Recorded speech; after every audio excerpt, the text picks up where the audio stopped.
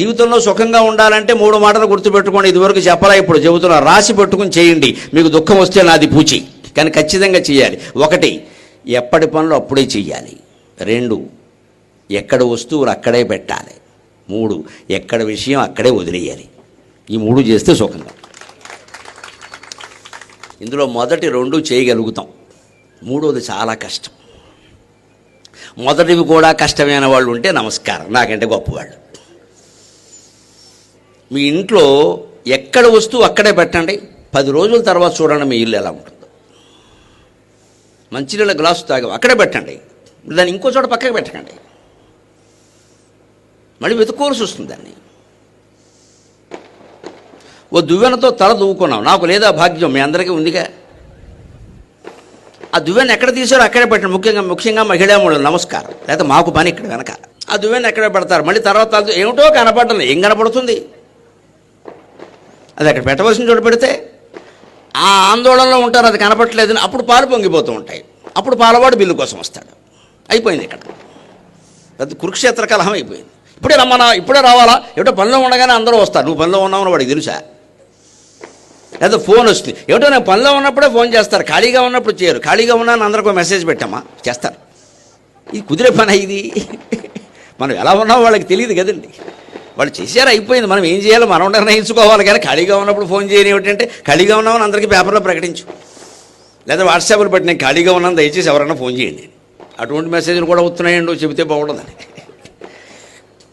ఖాళీగా ఉన్నాం అని అది జరిగేది. దాన్ని బట్టి మనం పరిస్థితులకు అనుగుణంగా మనం మన మనస్సును మార్చుకోవాలి. కానీ మన బట్టి పరిస్థితులు మారవు కదండి.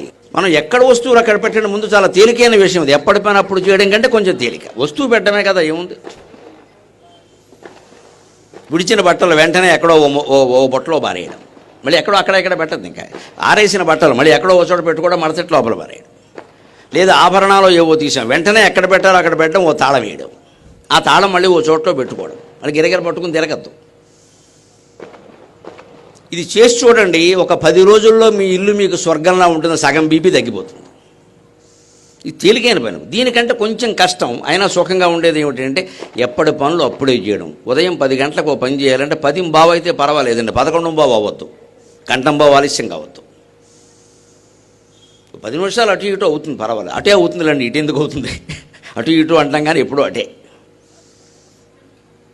కానీ అవన్నీ పర్వాలేదు, 10 నిమిషాలు పర్వాలేదు. కానీ 11:15 అయిపోకూడదు. 12:30కి భోజనం చేయాలి అనుకుంటే 12:30 బదులు పోనీ పావు తక్కువ 1 గంటకి చేయండి. కానీ 3ంటికి చేస్తే ఎలాగా? అంటే మనం సమయం పాటించలేకపోతున్నాం. ఆ ఎప్పటి పనులు అప్పుడు చేసామనుకోండి, చాలా ఆందోళన. ముఖ్యంగా సాఫ్ట్వేర్ ఉద్యోగులు, నా సోదరులు లాంటి వాళ్ళ కోసం చాలా ఆందోళన పడుతున్నారు వాళ్ళు. అటు ఉద్యోగం, మహిళలైతే మరీ అటు ఉద్యోగం చేసుకోవాలి, ఇటు ఇంట్లో. పైగా ఇప్పుడు వర్క్ ఫ్రమ్ హోమ్ అని ఇంట్లోనే తద్దినం ఒకటి వచ్చింది. ఇక్కడ స్వగృహే అని ఆచమనం చేసి తద్దినం పెట్టచ్చు. ఇక వర్క్ ఫ్రమ్ హోమ్ అంటే ఇంట్లో పెట్టే తద్దినం. అంటే ఎప్పటి పని అప్పుడు చేయడం అనేది అలవాటు ఉందనుకోండి. ఈ వర్క్ ఫ్రమ్ హోమ్ వచ్చిన తర్వాత మరింత ముఖ్యం అది. ఈ సమయం దీనికి మహా అయితే ఇంకో పావు గంట కేటాయితే మళ్ళీ మనకి వేరే సమయం ఉండాలి కదా, స్నానానికి, భోజనానికి, నిద్రకి, అన్నిటికీ ఉండాలి. ఆ పని మధ్యలోనే ఓ గంట విశ్రాంతి కూడా తీసుకోవాలి, లేకపోతే మళ్ళీ చేయలేం కదా. అంచేది ఎక్కడి వస్తువు అక్కడ పెట్టడం మొదటిది. రెండోది ఎప్పటి పని అప్పుడు చేయడం రెండవది. మూడవది ఎక్కడ విషయం అక్కడ వదిలేయడం. ఇది చాలా కష్టమే, కానీ నెమ్మదిగా ఆచరించండి. ఒక చోట విన్నదాన్ని ఇంకో చోటుకు మేయడం, వారెవరో కనపడగానే 5 ఏళ్ల క్రితం దాని గురించి మాట్లాడడం. అప్పుడు నువ్వేమన్నావు? తెలుగులో సామెత ఉంది, అమావాస్య నాడు అట్టెట్టావా, పున్నమి నాడు బూరెట్టావా, ఏమీ బెటర్. ఏమిటట ఇప్పుడు ఎందుకు ఆ గొడవ? అప్పుడు ఏం చేసావు? పెళ్ళినాడు, వీళ్ళ పెళ్ళి 20 ఏళ్ళు అయింది. పెళ్ళినాడు గొడవ ఇప్పుడు ఎందుకండి? తగాదా పెట్టుకోవడానికి. కాకపోతే ఇప్పుడు వీళ్ళు పిల్లలకి పెళ్ళిళ్ళు చేస్తున్నారు.